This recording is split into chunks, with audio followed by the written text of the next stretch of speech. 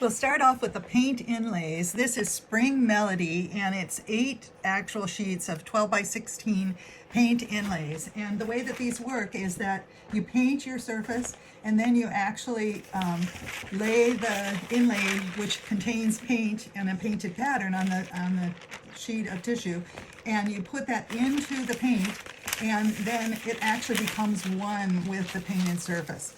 This Spring Melody was intended to be absolutely unapologetically spring pretty, and it's just beautiful. And so you can think of whimsical vignettes, sweet borders, breathtaking clusters of pretty patterns that mix really well, and you can scale them with perfect versatility. So you can use them on your larger projects or on small little decor projects. I'm going to show you actually a little quick project that you can use the paint inlays on some coasters today to get started. They have the pale green and soft pink color palette, and it's just quintessentially spring, and it brings in also the feeling of the English countryside. It also includes clusters of gorgeous roses. There's little bunny rabbits. There's everything that would make you think cottage, and just a wonderful springtime feeling.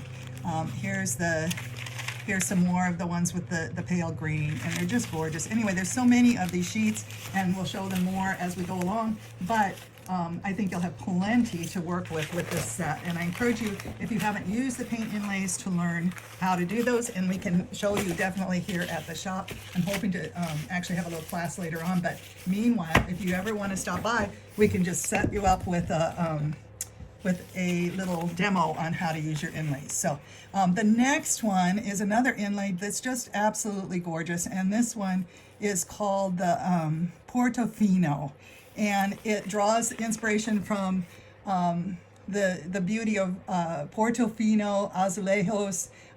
It's polished glazed ceramic tiles that have adorned Portuguese architecture ever since the 13th century, and it's just gushing literally with gorgeous cobalt blue and white patterns, and it just serves as a testament to the rich artistic history of that era and that area. There's detailed vignettes, wonderful borders. There's these lovely lemon borders and also the blue borders on it, and just wonderful details. Here's one that has a lot of the blue, and you can see all of those classic layouts in these. So they can be used on small decor, European kitchenware, toiletry jars, everything in the kitchen definitely, and it goes well with a lot of the other products too. So your texture stamps, the kindest regard stamp would be wonderful with some writing, some old writing behind some of these, and to accent them. Look at these wonderful bouquets, and then the frames, and you can use those as they are with the script, or you can actually use them in your projects and add to them as well with other pictures. So here's another example of just the artistry of these, and here's 2 of them on one page, and so you could set these on both sides of a furniture piece, and so that you have symmetry, and then the borders are just fabulous. So I would really encourage you to become familiar, if you haven't so far, with the paint inlays, and understand how easy and how much fun it is to actually work with them. So those are the 2 inlays, the Spring Melody and Portofino. Thank you. Next is our petite ornaments, and it's a beautiful and sophisticated gilded transfer from IOD.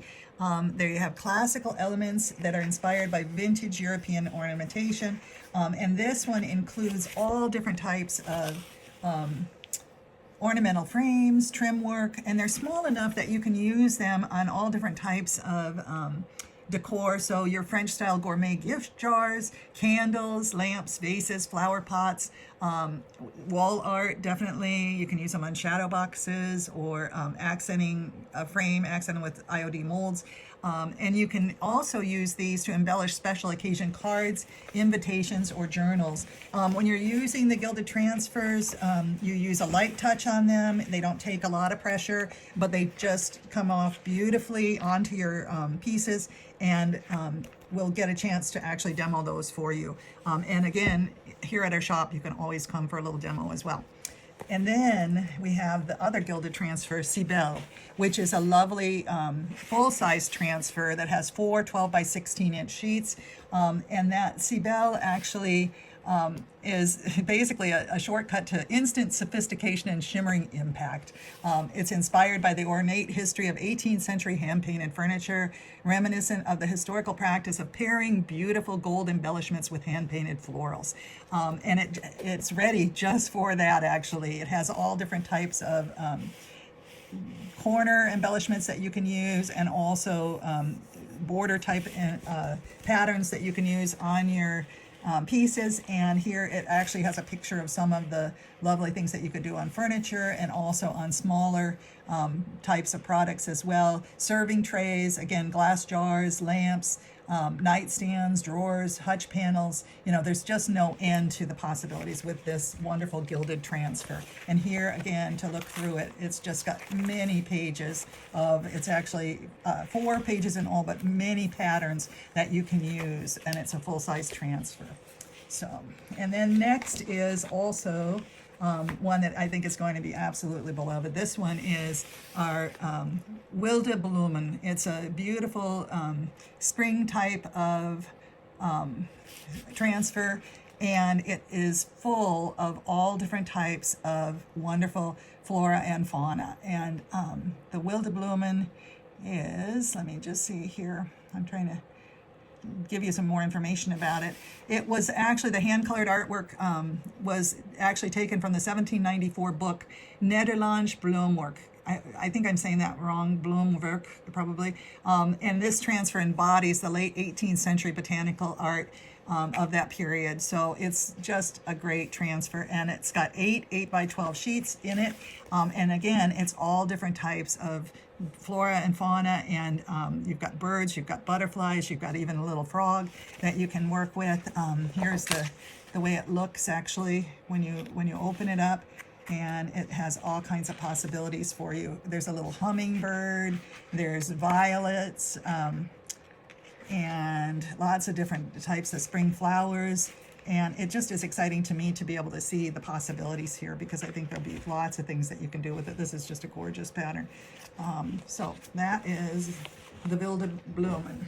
And then next we also have Katharina. And this is a tribute to Katharina Klein, whose breathtaking botanical illustrations captivated the late 19th and early 20th centuries. She was known for her lush romantic floral paintings with watercolor and gouache, and her artistry brought life and vibrancy to the world, making her a beloved name in vintage botanical art. We're very fond of this, and we think that this could be used in so many different ways with small decor, small vintage things, like can you imagine it on a little small vintage suitcase? Here's a beautiful pattern with the birds here on it, and again violets and cottage garden bouquets with roses and daisies and violas and pansies. What could be finer than all of those types of things? You can use it. It actually goes really well to use on also crafts, small crafts, so special occasion thank you cards, wall art. You can make little wall arts on special paper and hang them by clips. You know, there's some beautiful cherry blossom patterns. So there's all kinds of possibilities with this one as well.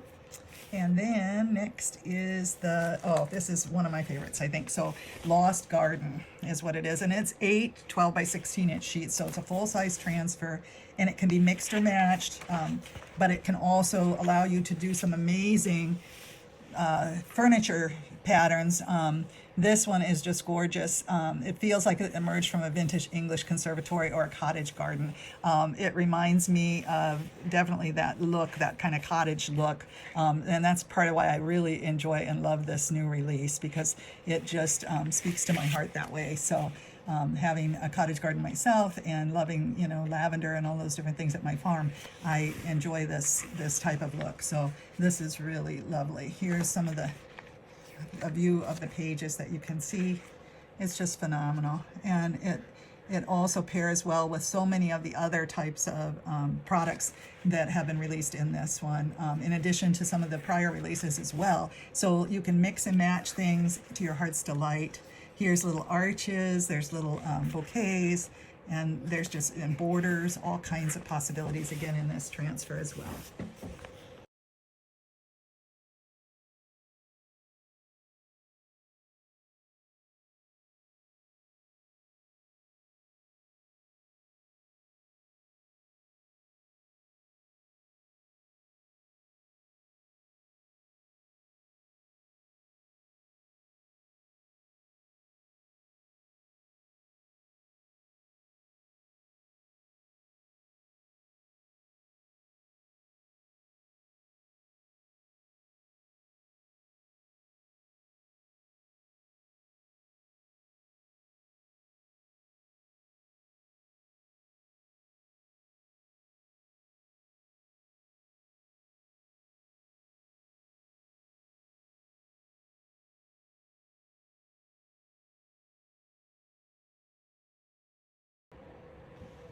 Next up is the wonderful selection of 5 different IOD molds that are included in this release. This one is called the Vintage Brooches, and you could indeed make some little pin-on brooches if you would like to with some jewelry findings. I actually purchased some of those online for myself so that I can use some decoupage patterns and actually make these into some really nice vintage brooches.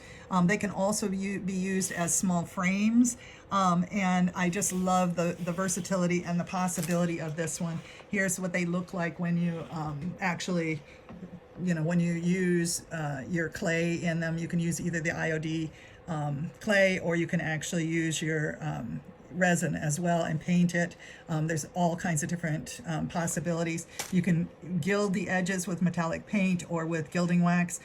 There's just no end to the possibilities with this one. So I would encourage you to make this part of your repertoire. I'm going to try to use some of that later today as well to try that one out. And then next is the Wild Berries mold. This one, again, is just a lovely spring mold, and it has various scrumptious berries and florals. So you can imagine going out in the springtime and just picking berries in the summer around here, but picking berries and really just enjoying those. And just the thought of the berries is just a wonderful invitation to the sweetness of spring in your creativity. So there's little strawberries, blackberries, all different ones. And then of course all the little flowers that go along with the berries. So we would encourage you to use this one as much as possible. Again, the molds are wonderful. They're very resilient, and you can use them again and again and again for many years if you take good care of them. And you can use them in your small decor, in wall art, on furniture, all kinds of different possibilities there. The other one is which is just gorgeous, is Sparrow's Nest. It's a whimsical and cheerful mold that celebrates the sweet freshness of spring. Nothing could be finer than fanciful robin's nest with eggs and graceful birds in flight, which this includes. And they have beautiful spanned wing designs and also a perched bird that you can include on one of your nests. You can arrange them that way if you choose. And there's one nest that's just the nest, and then the other nest actually has eggs, and you can paint those whatever color you choose. You can speckle your eggs. You can do whatever you want to add a special touch. It's just a charming little mold that you can use for decor, mini galleries, springtime curios, all different types of possibilities. And it also goes very well with the cherry blossoms and the shade and song stamps. So we'll show you those in a few minutes as well. And then this one, this one is the blossom mold too, and this would go wonderfully with your sparrow's nest as well. You can make a whole spring vignette with cherry blossoms and a nest in the trees. And so that is a gorgeous mold. It has just the beauty of springtime cherry blossoms, the little ruffly blooms, and it can be used on small decor, wall art. Again, you can even use these on sugar arts. You can put them on cakes, that kind of thing. These are food safe molds. They're silicone molds. You would obviously not want to use it for clay and then use it for food as well. You want to have a separate mold for your food making. But it goes really well also with the different texture stamps. This looks so pretty with barnwood stamps too. And then the alphabet ones as well. It just is a gorgeous cherry blossom spring mold. to add to your creative possibilities. And then last but not least in the molds is this one, which is the Trimmings 4. So it's another addition to the Trimmings molds, and this one is just gorgeous because it has a really wide trim, and it's all different types of cottage garden style roses, and it's very wide, so you can use it on different types of applications. And it reminds me a little bit of Juliet, but but that one, it really, it's actually a little different, and you can utilize this a little easier in some ways. And then it also has a very classic trim piece here. And of course, with these trimmings molds, you can they work side by side with each other. So you can put clay in this one or pour it in resin, and then you can couple it up with the next one, and then they all fit together. So to make a longer mold, if you wanted to go across the front of a piece of furniture, this would be just incredibly beautiful. And this one is from basically vintage English Renaissance architecture. And that's the wonderful thing about the IOD products, is they really look back in history and make things that are very classic. You could use this on dining tables, nightstands, hutches. It would be gorgeous on a big mirror. You can sometimes you can find mirrors that you might want to upcycle and use a lovely mold to really embellish them with. And here's the back of the mold to give you a little bit of idea of what it looks like when you actually add the clay or the resin to it. So those are the molds. And then last but not least, there's stamps. And here are the two different types of stamps. And this one is the Shade and Song stamp. And it has a gorgeous, again, a cherry blossom pattern. And it also has two lovely birds in it. And you can stamp those in, on different projects. Again, this kind of shows what it looks like on a barnwood piece, and it's just striking, honestly. And these stamps are beautiful. They go right along with the IOD ink, and they work really well. They're very detailed, and you can use them as backgrounds. You can use them as the main effect for your pieces. And then also we have the Brambles and Berries, and this is again a beautiful stamp, and it has all those little tendrils of berry plants, and it also allows you to make kind of a berry wreath design, and it has separate little bunches of berries and flowers as well, the berry blossoms. And here's a little example of what it looks like on a chair that was done, a vintage chair, just with chalk paint and also stamping on it. And it's just incredible what you can do simply with these products. So next we'll try to show you some of the little projects that we were able to do, or that I was able to come up with, to show you kind of easily how to use some of these new stamps, and I hope you'll stick around for that.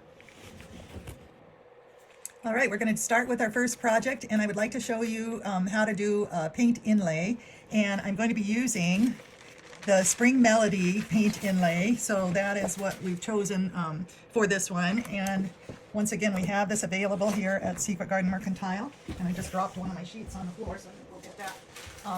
And what I've decided is that I'm going to be putting this on some little coasters. And here are my little wooden coasters, which are 4x4s.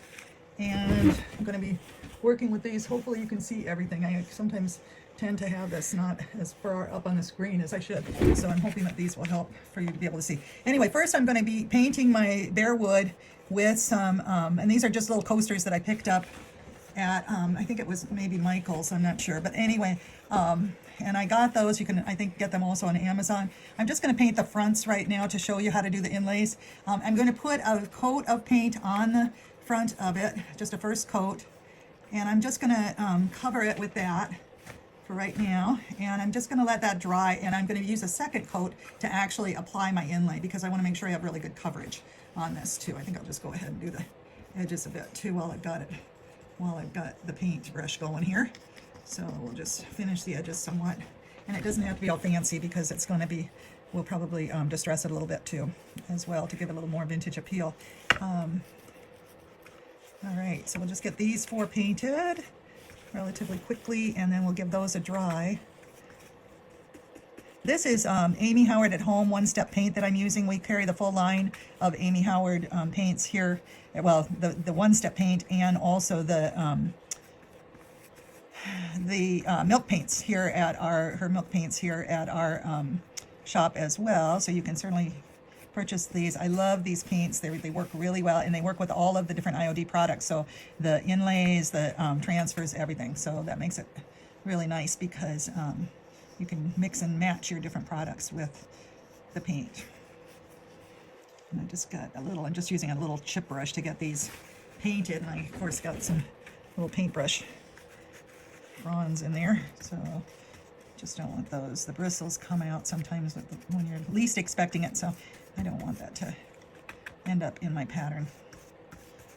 All right, we've almost got these little, and then what I'm going to do is I'm going to just go ahead and speed dry these a little bit. This gives it a nice base, and you want your paint to be relatively moist when you actually put in the inlay, and so I like to do my bottom coat first and then go ahead with the actual coat that I'm going to impress my inlay into. So you'll see when we get to the actual part where we're going to be using the inlays. And here we go with the last one. Last but not least, get a coat of paint on this one. You don't have to worry too much about which direction you're going with it, but just it doesn't, it dries really nicely, this paint. This is called Stoneware, and I really like this shade of white. Has a slight gray to it. I love it because it reminds me of just that stoneware cottage type colors that are really nice to use. So, oops, of course I've got paint all over my fingers already and I just got started, but that's fine. These are low VOC paints, so very low. As a matter of fact, I don't think they have much at all in the way of VOCs, so which means volatile organic compounds, excuse me. And so they're really low as far as toxicity and that kind of thing. They're really nice to use. And if I get it on my hands, it just washes off quite easily. So don't worry necessarily about wearing gloves with all of these types of products. Okay, there we go. All right, we've got at least a base coat on these, and we can always finish them up. And I'll, my rule is usually to paint the back first, but today I'm in a little bit of a hurry because I want to show you guys how to use these products. So I'm going to now just use a hair dryer and blow dry those really quickly. I'm going to pull my hair dryer out here. Let's see if I can get that in order to dry it.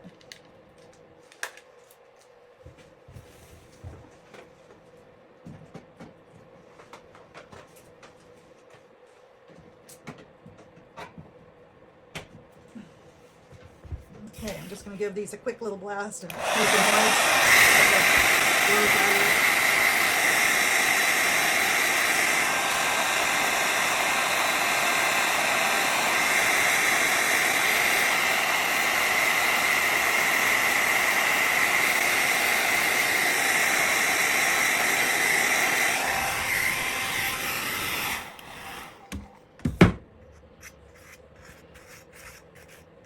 These pieces of wood had a little bit of texture in them, and again, I'm not going to be too concerned about that. It looks like I've got enough dryness to go on to actually start applying my second coat. Now, the next thing I'm going to do is try to figure out which of these lovely patterns I want to use for my coasters. So I thought that what I'd like to do is use some of this pattern on the on a couple of them, and then maybe use, I love these little birds, so it would be nice to be able to incorporate one of those into it. So I think I'll use a part of this on a couple of them, and then use my a couple of the other ones, use some of the farm animals, so maybe the bunnies. I'd like to kind of stick with the pink and white theme is what I thought for these starters of what I'm doing. So I think I'll do that. I would like to get that little bird in here. So I'm going to go ahead and cut this out. It does have grid lines, so it makes it easy to try to plan your projects. So I'm going to go ahead and cut that. Oops. And see how that's going to kind of look over my piece. Now, of course, it's going to be upside down. I want to get my bird on here as much as possible. So when I lay out my project, I want to make sure that it's going to be on the actual coaster. So we'll do that. That's one of them. And then let's see, I can do this other one, the next one, and it'll kind of continue the same pattern. I want to make sure that I get enough of the actual flowers on it to cover. So I'm going to cut this piece out. I'll use this, and you know what? I save all of my scraps, so you can use them again and again on different projects, so that's why I try to save everything so that I don't waste any of them, because they're just wonderful for all different types of projects. And this, I think it's going to go on here like this. I think that'll be so pretty. Very nice. Yeah. Wish I had another bird on here, but I don't, but I'm not going to worry about that. So, okay. So I've got those two, and now I just need my little bunnies. So let's see what I got on the bunny page here. Now there's some bigger bunnies here, and I think I'll save those because I don't think I really need that necessarily. Now I do have a couple options here. Here's a lighter little chicken, or a little chick, excuse me. I kind of like this this kind of tan colored one too. I definitely want to use this bunny, so I'm going to cut it out for this. And I'm going to look on my other pages too and see if there's anything else that just kind of hits my eye as far as what I'd like to use. So here is this little bunny though. I'm going to definitely nab him for this project. Here he goes. He'll be great there. And of course the print, when you look at it that way, the print is upside down. The grid lines of your pattern are going to be, are not the part that you put into the paint. So the grid lines go up, okay? So that's the way that works. Now let me see my other pieces here and see if there's anything else again that kind of perks my sense of what I'm trying to do here. I think I might stick with that page because I think that's the most, the majority of the pink ones. Yeah, it is. The pink bunnies at least. So then there's another possibility is this, with this little goose, a goose with a family here. And that might be good, but I might want to add a little, maybe I want to add a little border underneath the goose. I'm not sure. Let's see. Or maybe I will try this little, I do like that little tan, but then I don't have another tan part to kind of bring it together. So let's see, what should I do here? Let me look at my possibilities here. I think I would look, there are some trims in this one, I think, too. So I was thinking maybe a trim piece across it. Like maybe a trim piece across like that, and the goose underneath it. How about that possibility?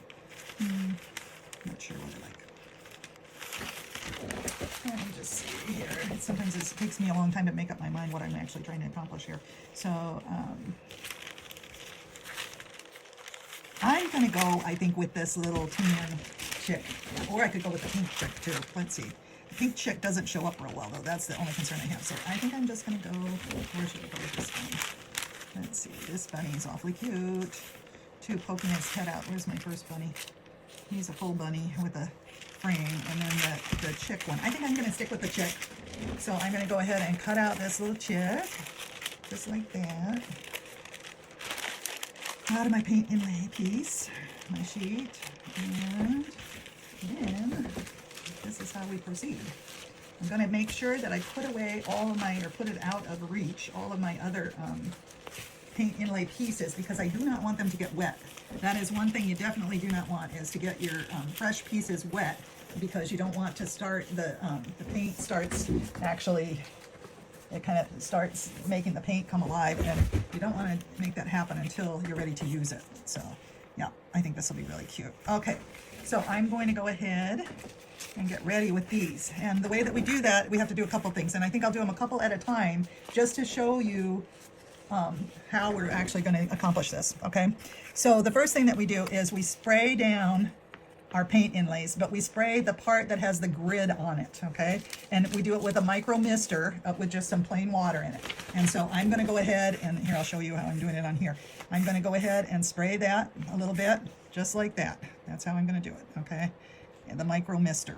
And then here is my next one, and I'm spraying on the grid side of the inlay, not on the painted side. It's important to make sure to make that distinction, okay? So I'm going to put that aside for a second. Then I'm going to go ahead and put a nice quick wet coat of paint on a nice one, thick, nice and thick, but not overly thick, coat of paint on my coaster. And then I'm going to go ahead and use my little piece here, and I'm going to get ready to position my piece on my coaster, and this is the thing you got to do. And again, you need to, it's just like when you're stamping pretty much, you need to, when you touch down, you're going to need to commit. So you cannot just, let me show you how this goes. Whoop, I almost did it incorrectly. But you want to go ahead and get it as straight as possible and as centered as possible on your piece. I was off just a tiny bit before it starts actually becoming activated. You can sometimes move it just a little bit, but I would encourage you not to move it very much because you can smear the paint, okay? I'm just gonna put that on there like that for 1 second while I paint this one a little bit, because I wanna catch this while my mister on my piece is, while my paint inlay is still wet. And then I'm gonna go ahead and get ready to place this one. And you can see how lovely this is going to be, hopefully. Okay, and this one will go on there just like that. I'm just going to take my fingers on this and I'm just going to rub it in nicely into the paint. If you're doing a larger one, you may want to go ahead and take a brayer, a little roller brayer to push it down. But in this case, it's a small inlay and I'm just going to push it nicely into the paint. I'm going to do the same thing with this one. Make sure that it's really pushed into the paint, okay? And that is what we're going to do. And then we're going to do the same process again with, make sure that it's nice and firmly impregnated into the paint. There we go. So that's what it looks like right now, okay? And we're going to go ahead and do these two exactly the same way. Now, when we do this one again, we're going to spray it with the paint side down and on, we're spraying onto the grid side, not onto the paint side. And you don't want to overdo it, which I might have done a little bit with this, but, and then we'll put some paint on, oops, I got a big paint bristle there. We'll put some paint onto our coaster. This is our second coat, and we want a nice wet, want it to be nice and wet, but not overly thick. And then we'll do this one. Oops, I got that bristle, it doesn't want to let go of me. Here we go, we're going to do this one.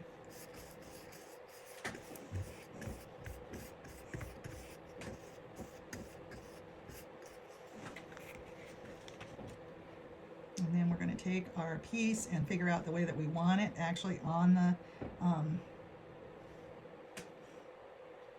on our coaster, and we're going to place it. I want that bird on there. That was part of my goal, is to make sure that the bird is part of this pattern. You know, this one I kind of would like the, I don't know, maybe not.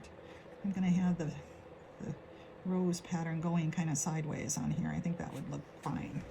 So, and again, this is an all over pattern. I could have probably used my brayer a little more on this one, but I'm still going at it with my fingers, trying to get it on. I'll use the heel of my hand a little bit too, to try to smooth it in. And you can kind of feel when it gets a grip on it, and that's what you want, because you want to have the paint really get impregnated nicely into that wet paint, the paint of the inlay get impregnated in there. Okay, so this is going to be, I think, just fine, and we will see. And I'm going to just actually set these aside for right now because they can start to dry. You do need to let them dry thoroughly before you actually peel off your inlay, and we'll be seeing our final results when we do that. So, but I do want these to set aside and dry thoroughly. Meanwhile, I actually have this little piece, and I'm going to work on it, and that'll be our next part of the video. Okay, what I'm going to do next is I have this little tag piece, wooden tag, and what I'm going to do is I had put on a coat of paint on this some time ago, and then I put some crackle over the top of it. I was intending to use it, I think, around Christmas time, and I was going to put a dark background, or a dark color over the top of it so that the crackle would show up more. But at this point, I think I want to use it for this project, and I'm just going to go ahead and stay with my original color, or somewhat original color. I'm not sure what color I even put on originally on this, but I'm going to go ahead with some of the stoneware, the one-step paint as well, and I'm going to just cover it with that, because I don't even know if it's going to crackle at this point because it's been so long. I'm not even sure if it'll activate, but I know that it will have some nice texture to it, and that's what I'm hoping for. So we'll see. Maybe it'll do some crackle too, and that'll be just fine, because I'm going to try. My goal is on this project, it's just a little mini project, but my goal is to try and put a mold over the top of some kind, and possibly use some of the use one of the gilded transfers as well, so we'll see how this all goes. Anyway, that's what I'm kind of aiming for. And let's see how this goes. Okay, so I've got it covered with some of the paint, and I'm going to go ahead and just dry this again with the hair dryer. Again, sorry for the noise.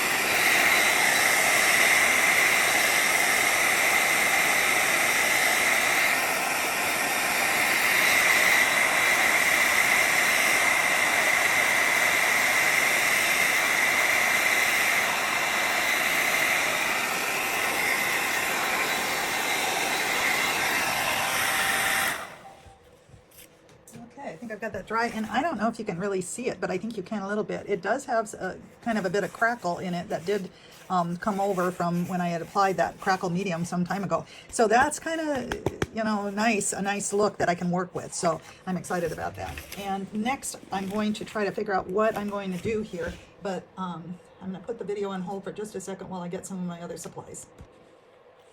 Okay, we're back, and I'm going to be showing you the next step of what we're going to be working on. I painted this and have that little crackle texture to it, and then what we're going to be doing is I'm going to actually pour some resin into the new vintage brooches. That's what the name of this mold is, and they make beautiful brooch patterns, and I want to use one of those on the center. My idea is to use one of those on the center of my tag here. So I'm going to go ahead and try to pour that. And I really like this woodland look here.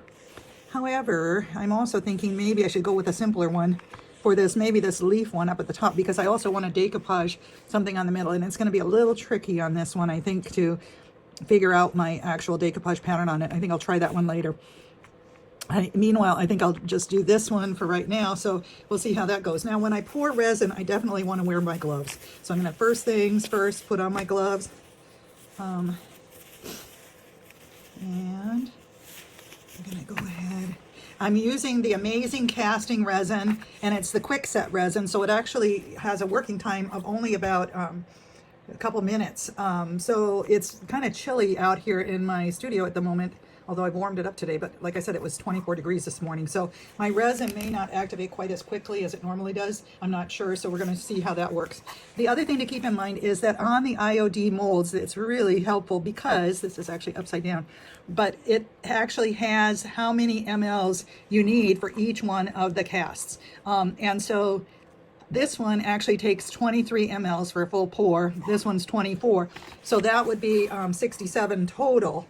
And I think I would really like to just go ahead and pour two of them while I'm at it. I always tend to have some left over, so I like to go ahead and pour as many as I can because I can always use those castings so in other projects.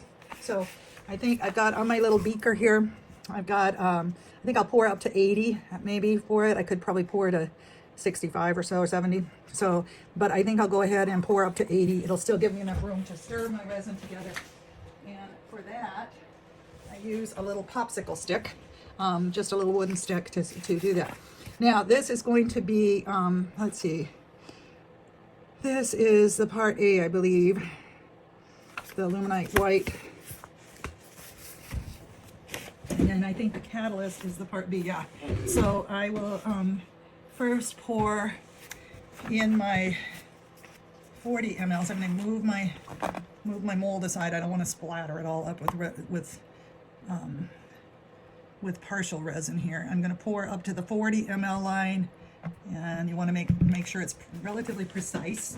I wipe off the top of my resin bottles always with a wet wipe to keep them from sticking and keep everything neat. And then I'm going to pour in the hardener, and that will be the, hopefully if I can get it open. Sometimes I have difficulty with this when it hasn't been open for a bit. I wish it would open right away. It doesn't seem to want to be. I'm going to put it on hold for a second. Okay, I'm back, and I had to have my husband actually help me to open this, even though I told him that I always make sure to keep it cleaned off nicely. Okay, so I'm going to add additional 40 mLs here, so it'll be at 80, and this is with the hardener, which is the other. It's a two-part component to the epoxy. And oop, I almost closed it without wiping it. See, I told him that I always wipe with it. I almost forgot on that one. So I'm going to wipe it nicely because this one apparently is kind of sticky. So that hardener or the catalyst for it. Now what I'm going to do is go ahead and stir this really completely. And it's going to turn kind of hazy white first. And then as I stir it completely, and you want to make sure that you have both components really mixed thoroughly. I go all the way around the edges of it, stirring, stirring, stirring. And then it should, hopefully, if it's not too cold, because both of them are kind of cold.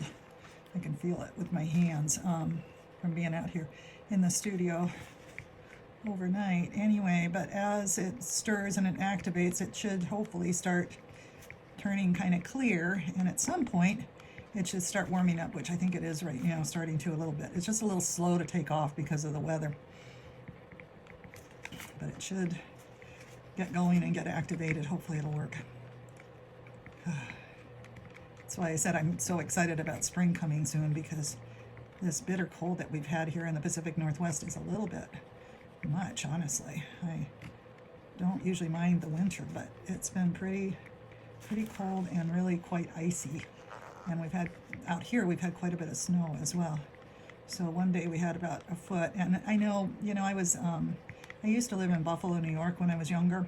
And of course, that's the snow capital almost of the United States. And we had so much snow after, with the lake effect and everything, but that was a totally different thing. But out here, there's a lot more hills, and they don't manage the roads quite as well either, so it makes it a little challenging.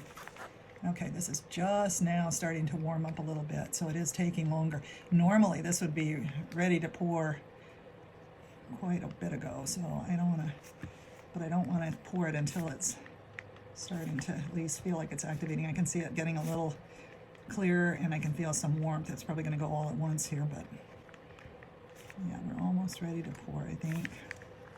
Yep. Should give me a little time, hopefully, because of the fact that it's a little slow setting up. I'd like to get it a little clearer than this. It's just, hopefully it doesn't get a lot of bubbles either. Try to go both directions with my stirring, and then, like I said, get around the edges really nicely too. I think it's starting to take off now a little bit.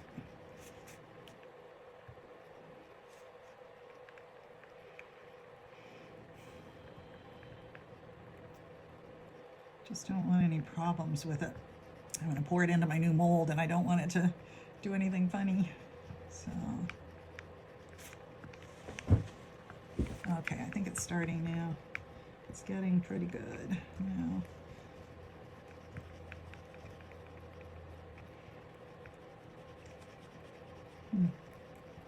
Hope so. I think it's probably ready to pour at this point, so I'm going to try and pour it. It's got a lot of bubbles, and I don't know how I feel about it, but I'm just going to go ahead and pour this. And it has a little lip at the top of the mold, and so you can see you pour right up to the lip of the mold and make sure that every little area is filled. That's the most important thing, so that you don't have any gaps in your pour. Now with this, it has a lot of little details and a lot of kind of fussy cut areas on the edges, and so I want to make sure that my epoxy actually gets into those little areas. Otherwise they'll be deleted from my mold, and I don't want that. They'll be omitted, I should say, not deleted, but omitted, and I don't want that. Now we're going to wait, and we're going to really cross our fingers that this is going to take off. I hope so. I actually have enough to do one more at least, so maybe I'll try one more here. I think I'll do this little one here. Feels like this is really starting to get ready to take off. So we will cross our fingers that it will. Oh yeah, this one is. It's funny, the last one that I poured is already getting white. The first couple aren't, so one would hope. Oh, now it is. You can see amazing how it just starts to whiten up. And that means that it's starting to set. So once you get to that point, I think we poured right at the right point, because if you get to that point and you haven't poured, it's too late. It won't actually fill your mold, and it gets all gloppy. You know, it just really doesn't work well at all. So that's not a good thing. Now this, I see that I got a little bit of a deficit here, and I don't know that I did it any good by doing that, because the resin was already kind of taking off. Okay, we're going to let that sit for a few minutes, and then we can, and I want to check now and see how our little, I'm going to take off my gloves at this point because I don't need to worry about it anymore, and then I don't want to get any of this resin on my fingers or on my hands or on my skin, because you can become sensitive to it, and I really don't want to do that because I want to be able to use it, and I don't want it to get to be a problem.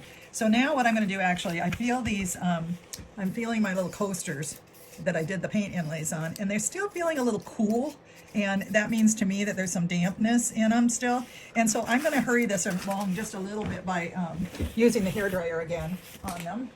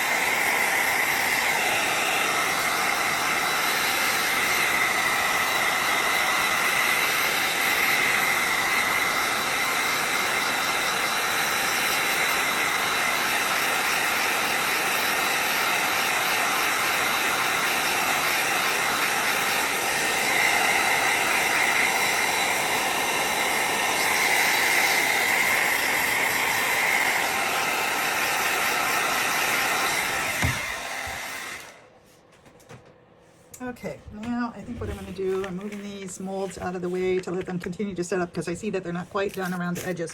And then, meanwhile, I think I'm going to test these and see if my paint inlay is ready to peel back.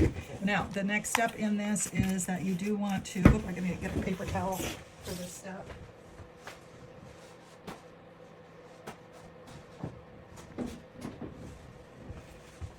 And then what I want to do is I want to, again, dampen, let me put it up here where you can see what I'm doing.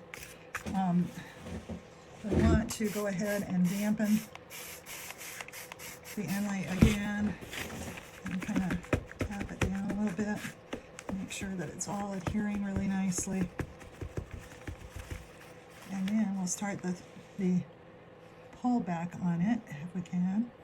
Gradually pulling it back, and I want to make sure that I'm actually seeing a print underneath as I pull back my tissue paper that the inlay is on, okay? And I'm definitely seeing it, and it looks pretty good, so I'm just going to keep on pulling it away. You know, this part, it didn't stick as well on the side there.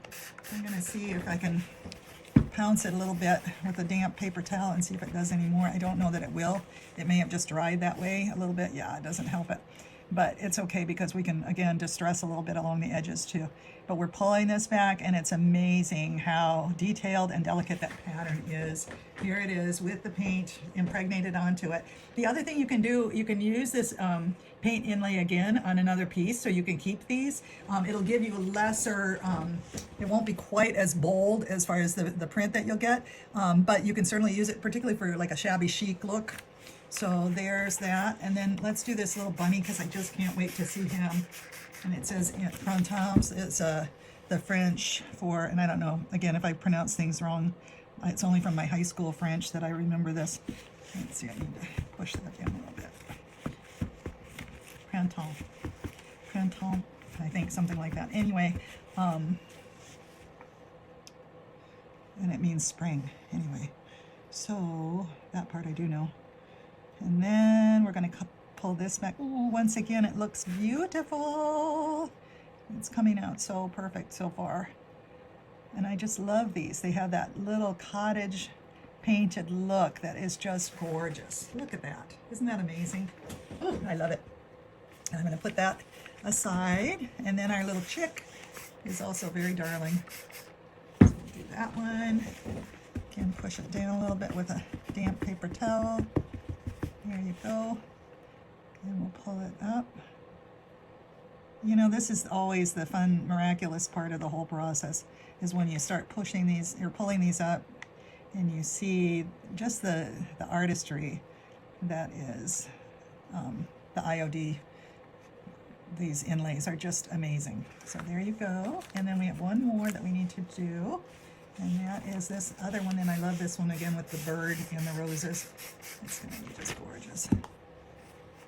And these look like little, I don't know if they're actually, they look like a hybrid, but the thorniness reminds me of the rugosas, so it's kind of between.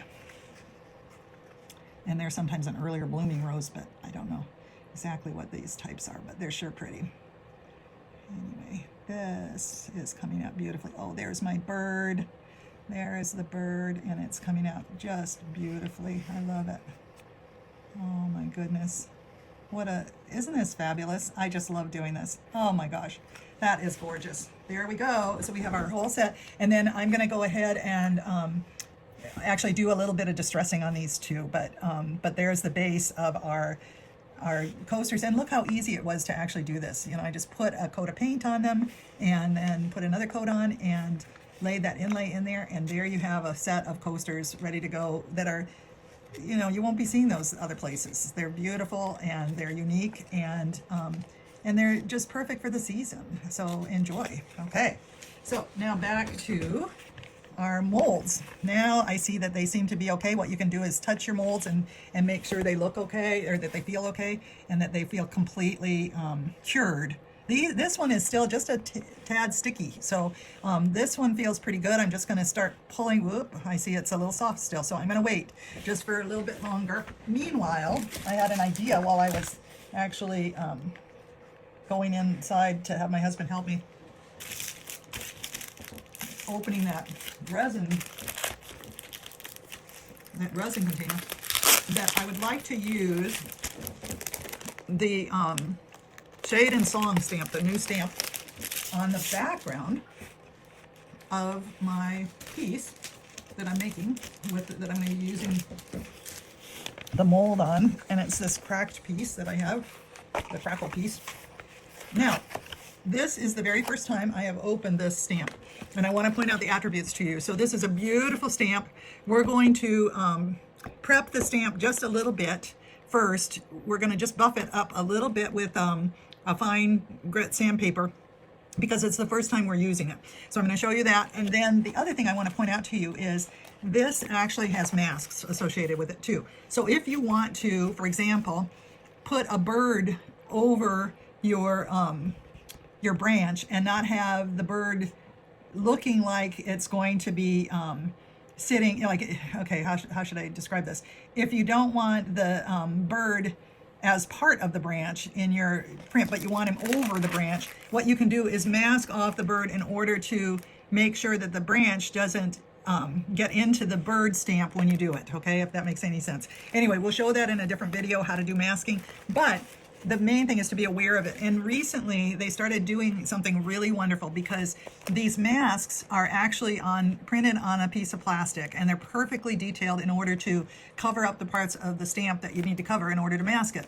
But they were difficult to keep in order, and now they've started printing the masks, and so it makes it very nice and easy so you don't get mixed up. That will make sense to you more when you are actually doing the masking, but I wanted to point that out, that it's an attribute. And IOD is constantly developing new things and doing a nice job of it. So I just want to point that out about how they do their product development, and it's always looking out for our best interest as crafters, because they know clearly and they listen to what our needs are. So I really appreciate that about the IOD sisters, and also the IOD company, that they do that. I'm going to grab a piece of sandpaper here to just buff this up a little bit.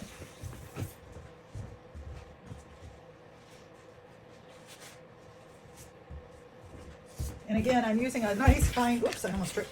I'm using a nice, it's actually a 320 grit. It doesn't have to be, it's a nice fine grit of sandpaper. And the idea is just to give the stamp just a little bit of tooth, so that when you're using the ink with it, it will, the ink will adhere a little better, because you want a real nice detailed stamp. So it helps to have a little bit of tooth on it. So I'm just going to kind of go over the stamp, not too hard, just kind of lightly go over it to, like I said, give it just the slightest amount of tooth, and just it'll adhere a little bit better to the ink when we use it. So that is what I'm doing, and then I'm just going to go the opposite direction as well, just a little bit. Oops, don't want to pull it too much, but just to get it, again, just a little bit of, just a micro rub on it. Okay, so there's that, and then I need to decide what part of the stamp, or parts of the stamp, I'm going to use. Now, I could just put the whole thing on here, and that would be lovely. And you know what? I just very well might just do that. So, or I could decide to just do some stamps in the side. I think I really like the idea of just having a light background on this, and more of the upper part, maybe. I also need to get, for this, a piece of my, it's already cut. I hope I do. I don't know if I do. I'm trying to get some of the thin cut, which is a piece of plastic that helps with stamping. And I don't have a piece already cut out for this, but I think I'll just use, I'll keep it the whole piece, so I can use it for other things as well. And then what you need to do is take your new stamp right off the backing, and if it feels really tough to get off, don't worry, you're not going to tear your stamp. They're very, very sturdy. So there's our pattern. You can see it there. We're going to use it, I think I'm going to use kind of a light slate gray ink instead of black on it, so I don't think it'll turn out quite so dark as that. If it did, it'd probably be fine, but I want it just a bit lighter than that. And now I'm just going to place it on my pin mount here, and I'm going to figure out how it's going to be placed kind of on the stamp first. And I kind of like it to be offset a little bit, so there's that. And then I'm going to get my stamp pad.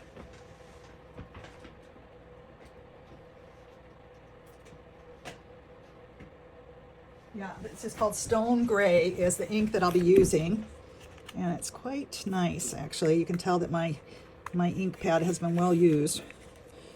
And I'm just going to put a little bit of ink across the pad, and you'll see that it just, when I put it on here, it soaks right in. And this is the IOD ink that I'm using, and it lasts a long time. So you can get a bottle of this and it'll go on. I've used this bottle for a long time. I've stamped so many things. So the other thing I'm going to get is another piece of paper. If I can find one. Just a piece of scrap paper maybe. And I could probably just use my background of my piece here, but I'm just going to use this piece of scrap paper here. And when let's just show you how I'm going to do this, how I'm inking it. I got it on my thin mount, and you can hardly see the stamp much, but as I ink it up, you'll be able to see more. But don't worry if it doesn't even look like it's inked with the stone gray very much, because it is getting inked, but we just use the ink pad upside down onto the stamp instead of putting the stamp onto the ink pad like you would with smaller ones. You just use it like that. And then I'm going to do one little trial on a piece of paper before I put it on my piece, just to see how it looks. I'm going to set it down and commit to the spot where it's going to be, because I do not want to get smudges or move it. And I'm going to just go ahead with my fingers and push it down and see how it turns out. And that is how it looks, and I think that's just lovely. So I am convinced that now I can add even a little more ink to it to make sure that I get a good impression before I put it on my actual piece. I did notice that some of the inside of the flowers wasn't picking up as much, so I'm going to make sure that those are really fully inked. And go ahead and do that, and then I'm going to take my piece, and my piece is, you know, has quite a texture to it too, so I'll have to keep that in mind when I'm working on it here. Okay, so I'm going to go ahead and figure out exactly where I want it first. I kind of like this being part of the indentation for the hole in the tag, and I'm going to go ahead and just work methodically, make sure that the stamp is pressed down in all the areas of the floral arrangement. I'm just going to keep going here and going.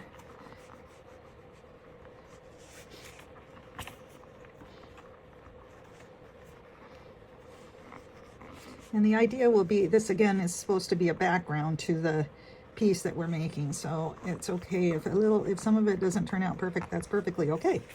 Because, oh, I love that. Oh my gosh, look at that. It just gives it almost like a toile effect on it. It's just that is just beautiful. Oh my gosh, I love it. The other thing that I feel like I could do is put a little more, you know, I've got another piece of the stamp that I might use on this bottom area, because I just love that so much. Let me see if I can get a different piece of thin mount for it. Maybe move my little pieces. Oh, I know. You'll have to forgive me because I'm just dreaming this all up as I go along, and that is so much what we do when we're making art, and it's not very conducive to making videos, I suppose, but so I appreciate your patience. I'm not always completely prepared because I don't know what I'm going to come up with exactly. So now I need to find, speaking of not being prepared, I think I put my stamp aside. Here it is.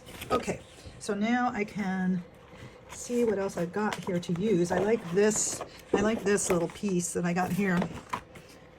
I think I could put that possibly coming out somewhere here, like around here. Let's see.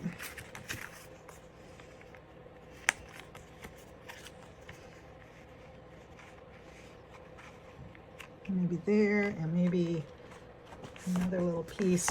Let's see if I could. Maybe I'm just going to try this one bit at a time.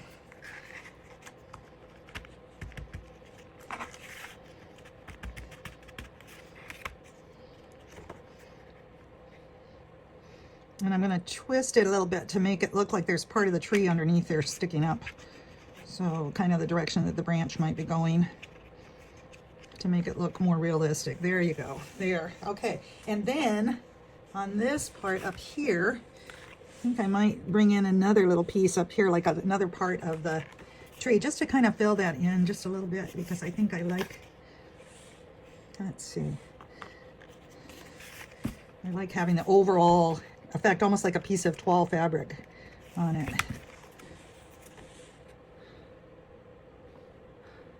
That's that. Yep.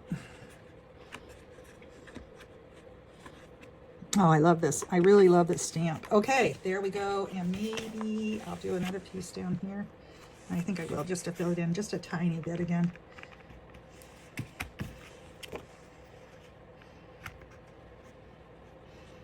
There we go. All right, so we're all set with our background now. Oh my gosh, I love that. That is so pretty. It just gives it such a beautiful look. And now what we're going to do is, I should probably clean up my, I need to clean up my stamps. I'm going to wet wipe them right now a little bit so that they don't, the ink doesn't adhere to them. And then what I'll do is wash them with soap and water when I'm done in the studio here today, and make sure that they get a nice soak and a nice cleaning that way, because you don't want ink buildup on your stamps, or you might actually lose some of that luscious detail that you get from the IOD stamps. All right, so that's that. And oh, I didn't realize how much I would love this stamp, but I really do. So that's pretty exciting. All right, so there we go on that. And then I think what we'll do is I'm going to pop our mold out here, because now it's done, and see how this turns out. Ooh, that's so pretty. Okay, so that's kind of what I thought with that. I also had envisioned possibly, let's see if I like this the best. I might like this one. We might actually put two of them. I'm not sure. I kind of like that, actually. The first thing, though, is to get these painted up. So I've left my paintbrush kind of sitting here the whole time, but I'm going to just paint over here. Oh, this one has some bubbles. I was afraid of that because I know the resin kind of acted a little funny, but it's okay. I'm just going to go with it. I might actually do some gilding to it or something like that anyway, so I'll put some kind of something on it, some metallic something on it. So we'll see how that goes. But meanwhile, I'll let it just kind of blend in. But I want to paint it to get a background for it. And do this one also. And I'm just painting it again. You can see I'm kind of rough painting it with my chip brush, but I want to get some chalk paint on there. And then that's also what I want to do so that I can then put my decoupage. You know, I'm showing you a lot of different techniques all in the same time. So I apologize if I'm overwhelming anybody. But I'm just trying to show you. So far what we've used is we have used, let's see, what have we done? We've done paint inlays, we've done molds, we've used our molds, we've done a stamp with our beautiful blossom stamp, and now we're going to just show you a little bit of decoupaging with this. I'll close up my ink pad here that I left open. And so, and what I had thought that I would like to do, as these are drying, is I thought I would like to put a fancy little, here, I'll get this one out too for later. I thought maybe I could use one of the gilded petite ornaments on this as well. So let me see how these would fit. That's what I'm trying to figure out. So let me dry these real quick. Just take a second to do that.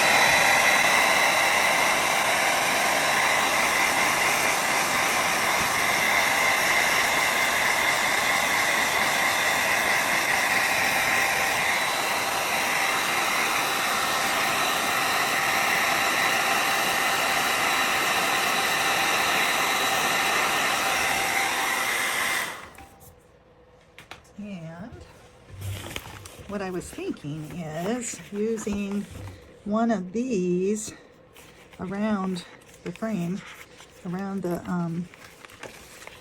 one of my gilded ones over this, and I think that would be pretty cool. Now that one looks a little large actually, but I don't know if there's a smaller one that I could use successfully or not. That's kind of what I was thinking, is instead of using two of them on here, to use one but with the frame, and I think that's what I'll stick with. I'm thinking also that I really like this one. I hope it doesn't quite fit on there. I have to kind of think through this. Oh, these are nice too. That one doesn't look so good though with that, I think. You know, I like the style of that other one. Let me look. I really like the style of this one, and so maybe I'm okay with the idea of it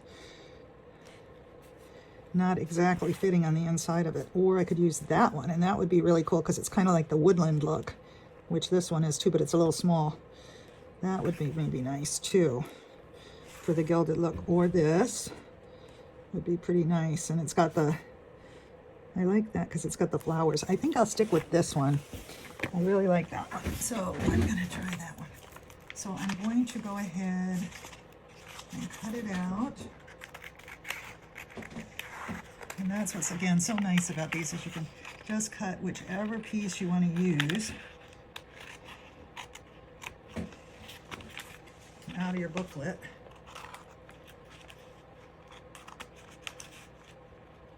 And not waste any of the other patterns, because you're going to be using them all, I'm sure, as you move along. So now the nice thing is this is pretty easy to position.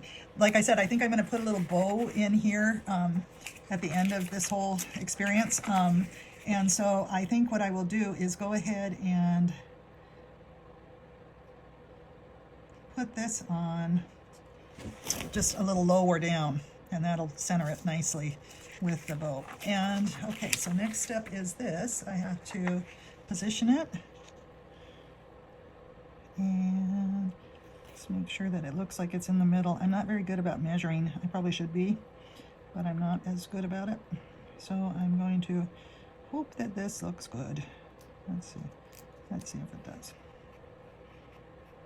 That was a little far off. Now I feel like I got it kind of kitty-wampus there. Whoops, I do. Sometimes it's important to stand up and look at your project on the table so that you don't and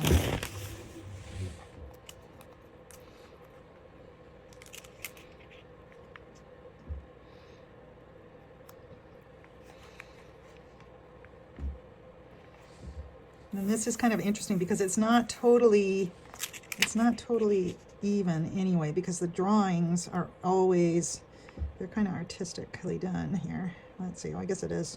It was me that was off. Okay. I'm sorry, it's taken me a while. It would have been much quicker for me to measure it, which of course I didn't do. But I think that looks pretty close. No, that's off. Let's see how it is there. That looks better. And I've done something badly here because I actually had some of it stick already. But that's okay. What I'm going to do is carry on. That's the important thing to do. So I'm going to get my little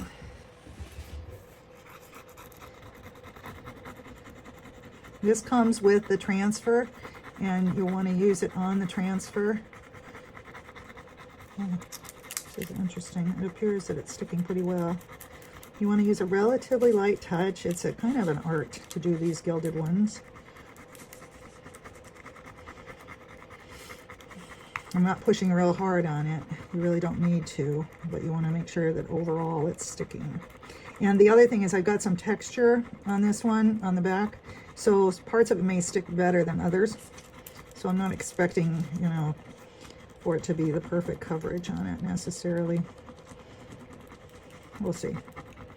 It takes a little bit of time to get the hang of it, and it also takes a little bit of time to do it, but it's well worth it. And we'll see how the outcome here is, but I think it looks awfully pretty already. You can see it as I pull away a little bit. I'm thinking I'm going to have to maybe make this into a 2-part or 3-part even video, because it's getting to be a bit of time for you folks trying to watch it. Hopefully you're taking bathroom breaks and so forth. Okay, we're just going to keep working away at it.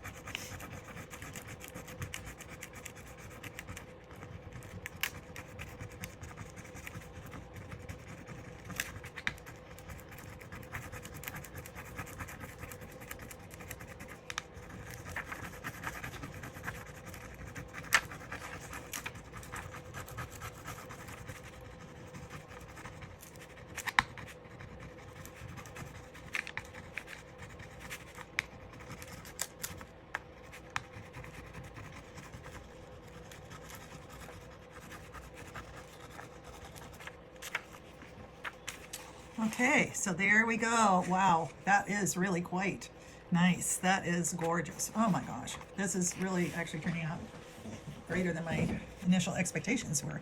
I can put this one in here. This has this would give it a double bow effect, or I could try this one on here. That's awfully pretty. Oh, I think I like that because it kind of brings out the flowers. So I think I'll stick with that idea. I'm going to go ahead right now and glue that into place. I'm going to stop the video for just a second while I get my glue. Oh, I guess I have my glue. Never mind. Here we go. Let's see if I have enough glue. I'm not sure if I do in this bottle. Maybe I can open my other one instead, because that one might make me crazy. It doesn't have much left in it. Okay, and I'm using Quick Bond Tight and Thick for my glue, which is what I use primarily on all of my different anything that I want to stick molds on with and that kind of thing. So it works for all kinds of good stuff that way. And it doesn't seem to be coming out of here very well. I have to find a toothpick and see if I can get it started. I think I had a toothpick up here. Yeah. Okay, let's see if I can get it going. Yep, it feels like now it's going to come through. Okay, so let's see if I can get some glue out of this.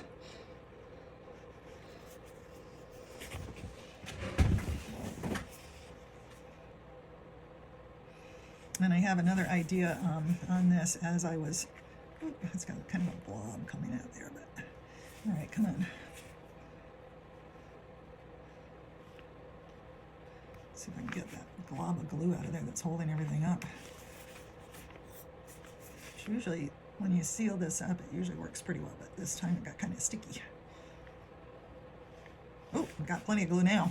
Okay, so set that down.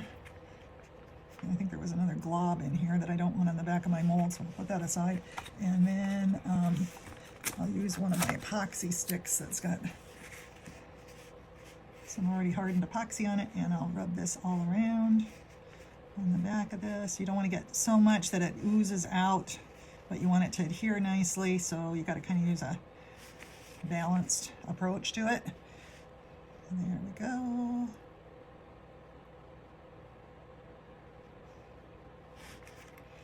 Because even though it dries clear, it kind of can make a kind of a mess, honestly. Okay, so I want to put this, I want to center it and make it right in my piece here.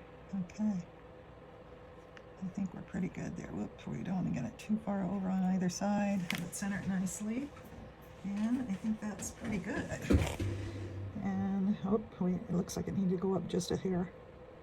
Again, stand up and look at your work, because it'll look a whole lot different than when you're at an angle. If you're sitting down at a table, you may miss something. Okay, so hopefully that'll adhere pretty quick here so we can get our other image on there.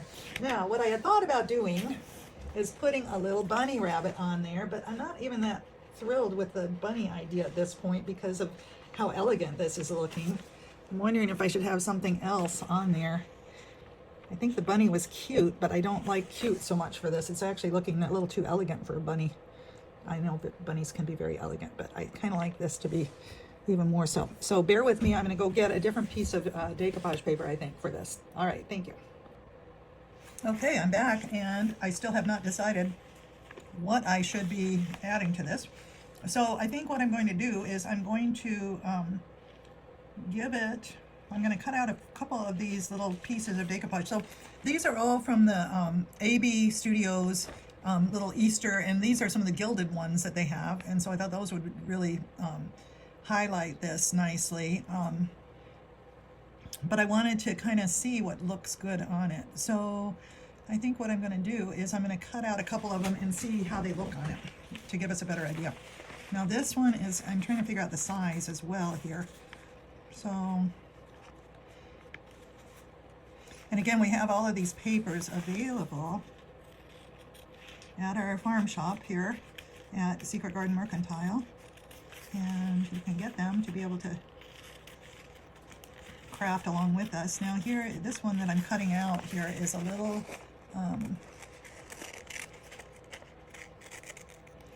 There's a little bunny and a chick together. And I'm just kind of trying to get an idea of how this would look on here. Actually, I kind of do like that. It's kind of pretty on it. I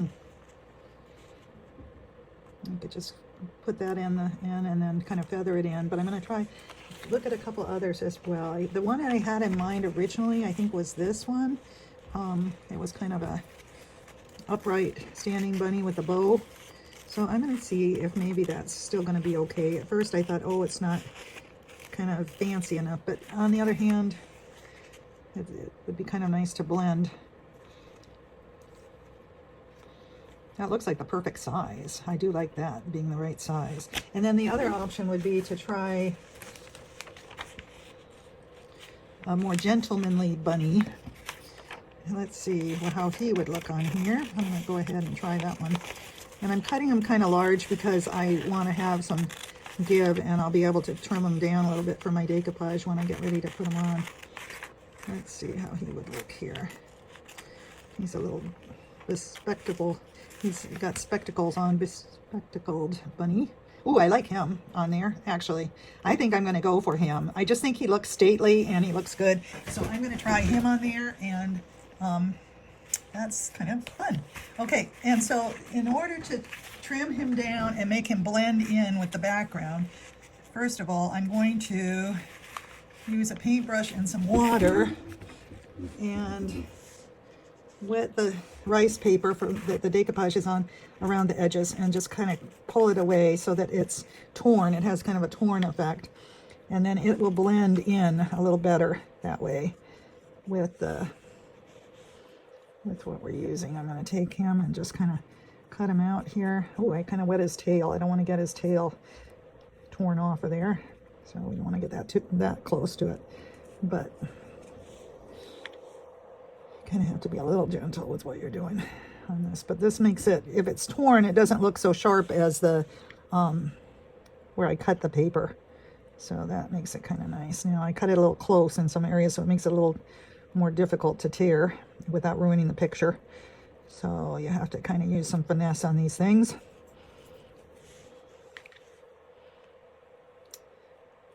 And once again, you can tell that I'm kind of using my creative thoughts on this. I kind of do it as I go along and decide what pieces I want to use and how it's going to all look. And, you know, I find that usually comes up with the best result. May not be the most efficient, but okay, so there's how he is going to be on our piece, and I think that's beautiful. Okay, so I'm going to go ahead and put these papers all aside, and then I need to get some decoupage glue and just go ahead and put him on there.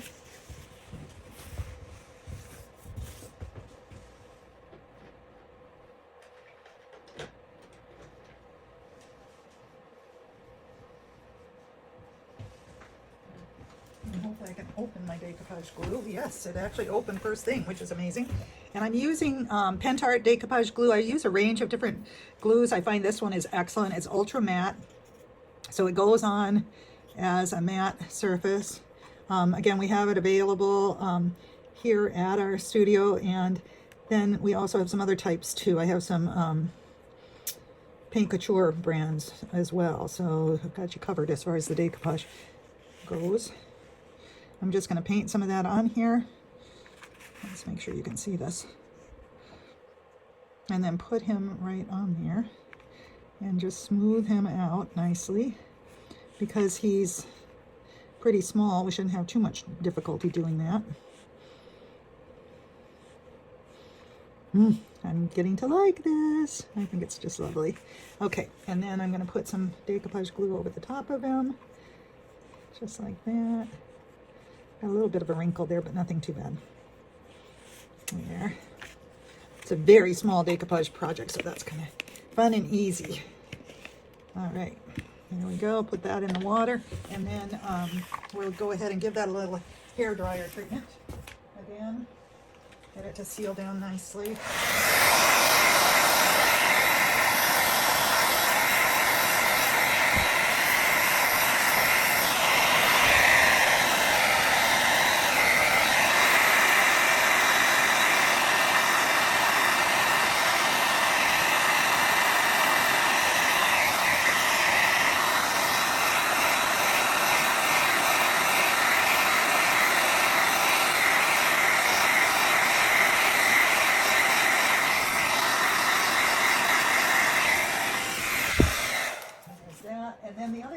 like to do here is I want to paint this little frame a little bit because I think it needs a different color, and I kind of would like it to highlight, you know, pick up on the gray in the background. So I think I'm going to try to find some gray paint for that.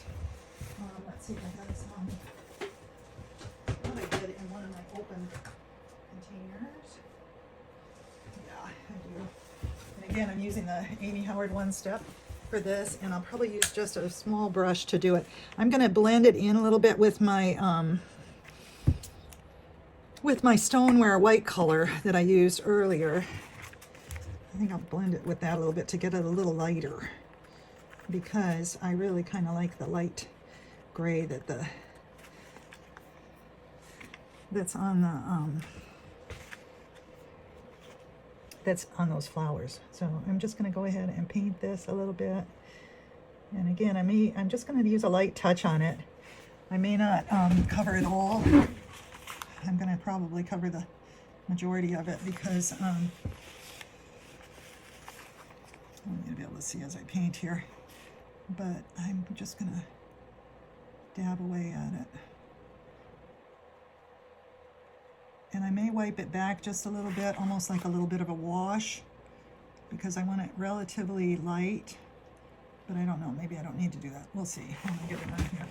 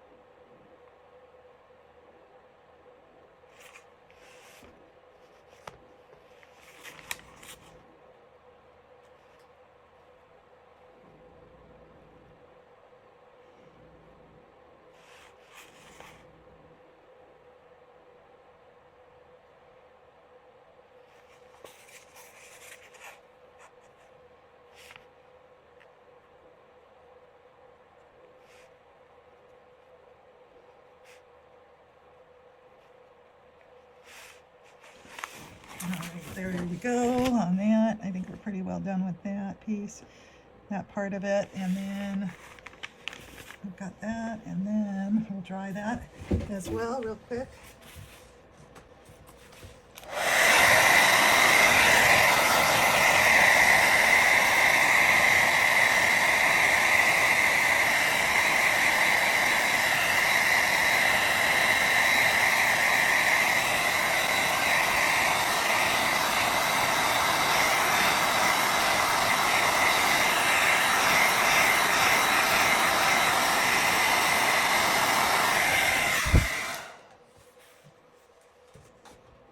Looking quite wonderful and dignified, I think, except I still feel like there's something missing. So I'm going to grab some of my,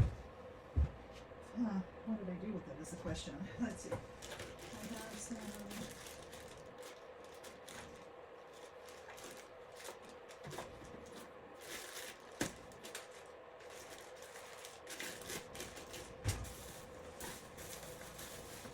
got some new Hint Art gilding waxes, and I wanted to see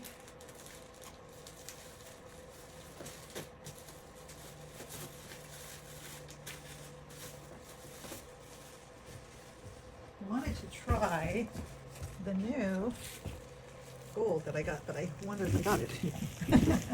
That's what I remember anyway, is that I thought I would get some gold, but I thought would really look very nice with the, hang on a second, I think it might be in this pack.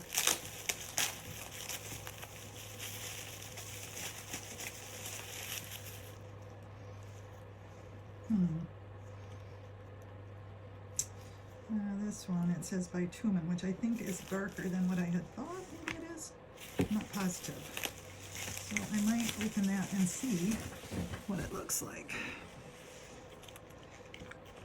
Oh, it looks pretty dark, I think. Yeah, that's kind of too dark, I think. Well, although it looks pretty interesting, huh? Well, I got some lighter gold too, so maybe I'll try the lighter gold on that. Let's see.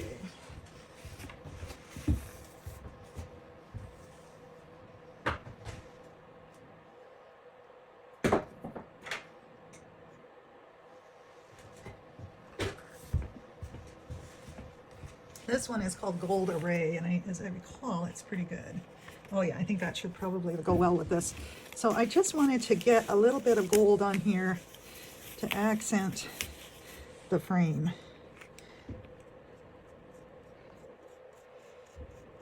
So I'm just going to brush it on with my finger at this point, and I did put a glove on for this bit so I don't have to get completely covered with it, because it's fine if you do get it on your fingers, but it's just a little neater not to. So I'm trying to get it.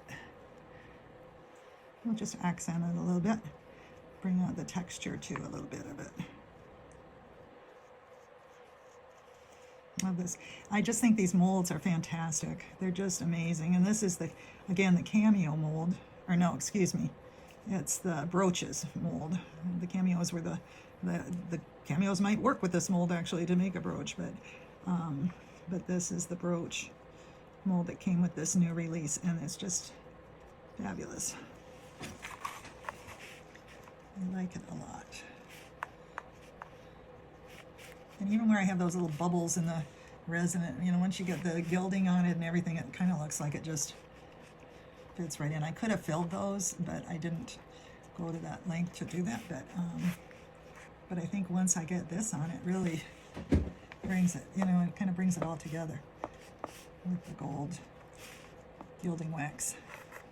And that's again a Pentart product that we have, and it is actually it's called Pentart Wax Paste, and this is in Gold Array, I believe is the type of gold, but it really blends in nicely, and I think it really looks quite nice with the IOD gilded transfers as well. So there you go, and I think, yeah, you know what I'll also do right now is go ahead and right along the edges on this a little bit. I'm just going to add a little bit of gilding. Might as well do that now while I'm at it.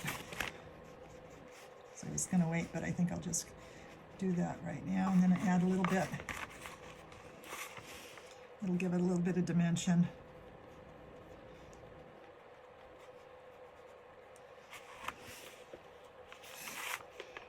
To the whole piece, and it'll match too, which is nice. So it'll have rather, you know, pretty much a cohesive look to it. You don't want to overdo it when you're doing the edges, but yeah, you can definitely use a little bit to, it gives it more of a kind of antique distressed look as well, so it's kind of nice that way, just a bit. If you get too much, which I sometimes do in certain areas, you can just use a wet wipe to get some of it, to pull some of it back, and it works pretty well for that. This area right here, I've got a little much, I think. So I like it to be pretty subtle, and that's, you know, I tend to like that in most things that I make, because I think that helps it to look, you know, give it that vintage touch a little bit. Anyway, there is our relatively finished tag. I'll be putting a little bow on the top of that as well. But using all of the different products is just amazing. I just love that stamp in the background. That's that bloom stamp. Here is what it is. It's the oh, excuse me, it's not bloom, it's shade and song. The bloom is the mold that kind of goes along with it, but it's shade and song, and it's part of that new release. And that is just quintessential cottage look to it. I'm going to use that, I think, on a piece of furniture as well, because I just love that. It gives it kind of a toile look. We use the inlay, or excuse me, not the inlay, but the gilded transfer on this one. And then we use the mold, and that is the brooches mold, and it gave that wonderful look. And then we just decoupaged a little bit with AB Studios darling little bunny print on it. And as I said, I think I'll try and put a little ribbon accent at the top, and I'll show that also, the finished version for you, so you'll see that. Now, the last project that I want to do is a straight transfer from this release as well. And I know you're probably tired by now, but I hope you'll bear with me, because I really would like to show you an amazing, transfer, and how it can transition something that was just it's going to be an upcycled find. Okay, so I'll be right back. Okay, we're back. Okay, so I was interested in looking at this transfer because I just love the cottage garden look of it. This is, again, the Iron Orchid Designs Wildeblumen, it looks like. I don't know if I'm pronouncing it correctly, but it's a wonderful set of designs that definitely has that cottage look, and I'm just drawn to it. So I wanted to use this, and I was looking around in my stash of different pots and that kind of thing, and I saw this one. It just kind of stood out to me. Actually, I was doing my workout and I saw it in the distance in my storage area, and up in my bonus room, and I thought, oh, this would be perfect, because it's shaped, it has almost, to me, like a Dutch planter shape or something like that in my mind. It's just an old, it was actually a florist,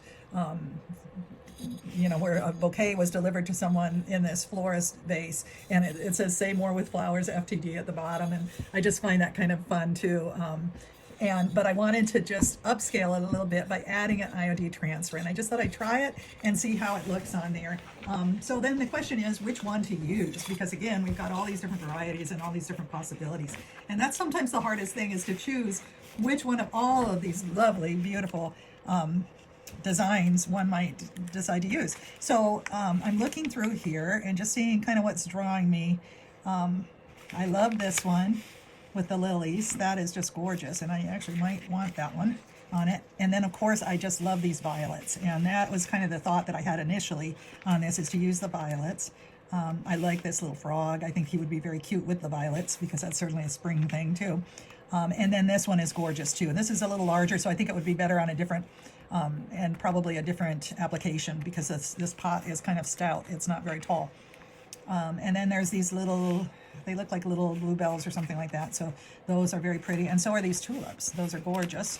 And then let's see, last but not least, this page has just this phenomenal bouquet, but I want to save that for something else too I've got in mind, I think. So I'm not going with that. I think I'm going back to, it's a tough choice, either the lilies or the violets, and I'm drawn to those violets. I'm just going to stick with my original intention and go with the violets. I'm going to leave the, when I cut around the transfer, I'm going to cut this one out, but I'm going to leave the dragonfly, because around here anyway, dragonflies come much later. It's not really such a spring thing, and I might want to use that on something else. So I'm just going to cut out this little piece with the violets. I may cut out that frog as well, but I want to see how this is going to even look on my piece, and actually I think it could look quite lovely. The question is, I'm going to cut off this bottom piece as well, give it a little blunter area and I want to decide here which side of it I'm going to do it on. I think I'm going to do it, this has a little blemish on this side, and I could cover it up with this transfer, so that would be ideal. Now, when you have compound curves with transfers, it's a little tricky to get it on here. I did some transfers on paper mache pumpkins earlier on, and it was one of the toughest projects I've ever actually tried to accomplish, and so I'm hoping that this won't be quite as bad, but we're going to try it. Okay. And again, when we take the backing off first, my hands are so full of paint. We'll take that backing off, and then we have to position it on the piece and kind of center it, at least so it's straight up and down. I think that's the main thing on this. I don't want it off that way. It does have a little scratch on my pot right there, but you know what? I'm not going to let that get to me. So, and I'm just going to start here on the top and just start rubbing my transfer on. That's the best way I know to do it. And hopefully it will stick to this surface. I have not used anything on this type of surface before, so we will see how it works. I did wash this really well and rinsed it and dried it prior to working with the transfer. Now I can see in some areas it appears to be sticking, so that's good. I'm going to keep pulling it up as I got a crack in it. That's what happens with this curve, with the compound curves. It can really be a challenge. So you kind of have to watch that as you go and not peel it back in the wrong sequence quite. This is really acting up a little bit, but let's see if I can get it going.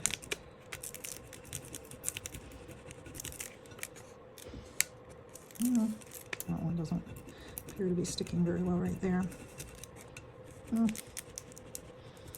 might be watching me have a little bit of a meltdown here, but hopefully not. We'll see. We'll see how this goes. We'll just eke it through as best we can. Sometimes if you cut a piece of it off so that it doesn't have as much pull to it, that helps as you go along. So I'm going to do that and then continue on. This piece is definitely giving me a challenge right here. I'm going to keep rubbing at that a little bit. It looks like it's still trying to adhere. I want the whole thing to adhere there so that we're not missing part of the blossom.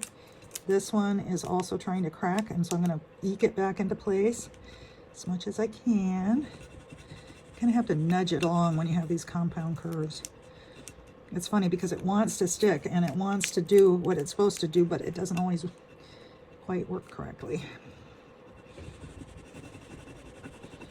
This one is acting up here. You can see that it's not particularly wanting to release all the way.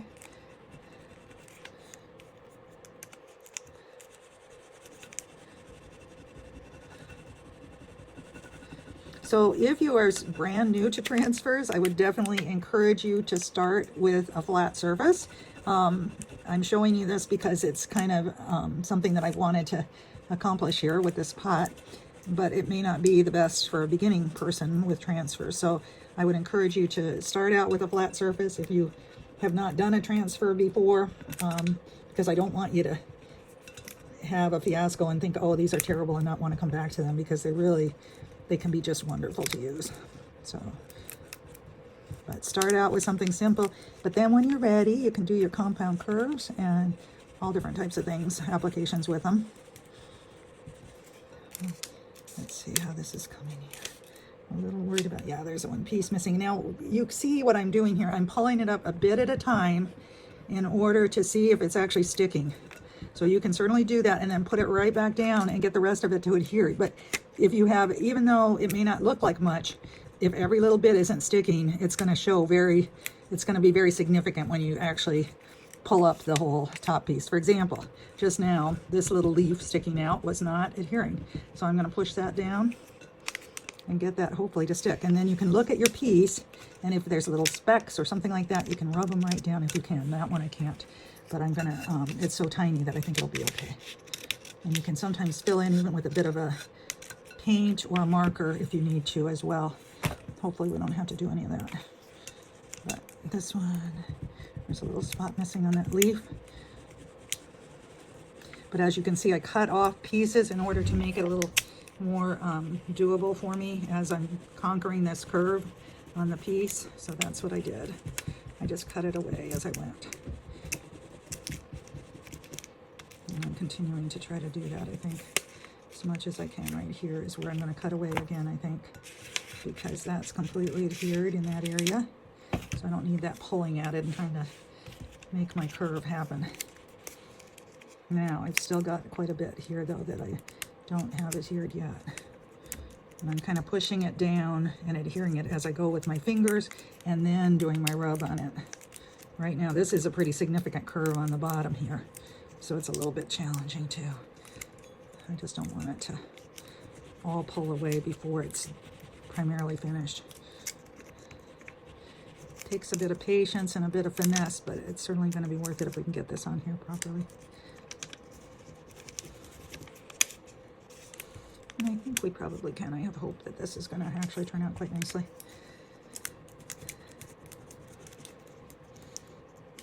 And you know, the amazing thing about this again is that for something like this, it was, you know, I found this at Goodwill. I don't know how much it cost, but it wasn't very much. Maybe a couple, maybe $3 or $4, I want to say, but I don't know, maybe it was up to $5, but because Goodwill has become rather expensive these days.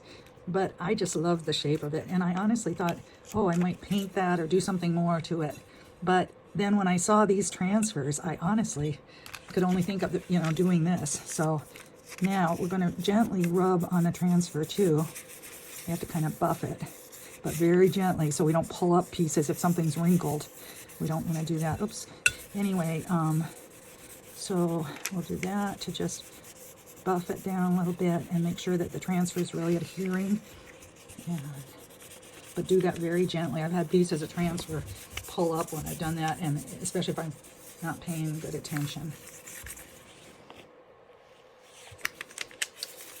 Okay, I think my phone is running out of batteries, so I want to show you what a difference we made here with this just simple little pot. And look at that beautiful violet on it. I think I may just leave it just like that because I just love it. And I'll stick some you know, flowers in it and just call it complete, because that's just made that very simple FTD pot, you know, the vase that I picked up at a Goodwill, into something special. And I hope that you all enjoy as much as I have the new release already, and just really enjoy your making with it. There's so much that you can do in combining all of the different products, and I'll be showing additional projects as we go along, and I'm just so glad to have you here. And come to our little shop at Secret Garden Mercantile in Seebeck if you're here local, or you can certainly join us on our website. And as of tomorrow, after the grand release, we will have everything available, all 17 of the new products, and we just appreciate your support of our small business, and thank you so much, and enjoy the release. Bye now.